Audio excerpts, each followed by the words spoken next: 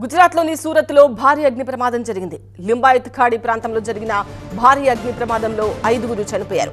మృతుల్లో 4 మహిళలు, ఒక చిన్నారి ఉన్నారు. మరో వ్యక్తి పరిస్థితి విషమంగా ఉన్నట్టు అధికారులు తెలిపారు.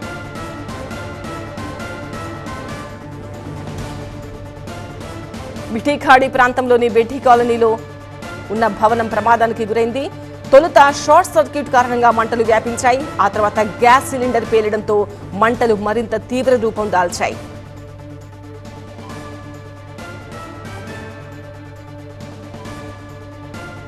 ఇంట్లో 8 టన్నులకు పైగా చీరల నిల్వలతో పాటు కెమికల్ ఫోమ్ కూడా నిల్వ ఉంచినట్టు అధికారులు గుర్తించారు. ఫోమ్ ఉండడంతో మంటలు వేగంగా వ్యాపించాయి. మంటలు వేగంగా వ్యాపించడంతో ఇంట్లో ఉన్న 4 మహిళలు, ఒక చిన్నారి బయటికి రాలేకపోయారు.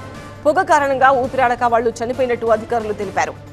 సమాచారం అందుకున్న ఫైర్ సిబ్బంది ఘటనా స్థలానికి చేరుకుని సహాయక చర్యలు చేపట్టారు.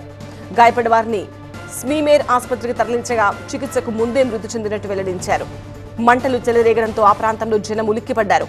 స్థానికులు ఫైర్ సిబ్బంది రాకముందే నీళ్లతో మంటలను ఆర్పేందుకు ప్రయత్నించినా ఫలితం లేకపోయింది. సహాయక చర్యల్లో పాల్గొన్న కొంతమంది స్థానికులు కూడా గాయపడ్డారు. పరిస్థితిని అదుపులోకి తీసుకురావడానికి ఫైర్ సిబ్బంది మైక్ ద్వారా హెచ్చరికలు జారీ చేశారు. మాజీ మేయర్, డీసీపీ కూడా ప్రజలకు విజ్ఞప్తి చేస్తూ ఇళ్లలో పెద్ద మొత్తంలో చీరలు నిల్వ చేయొద్దని సూచించారు.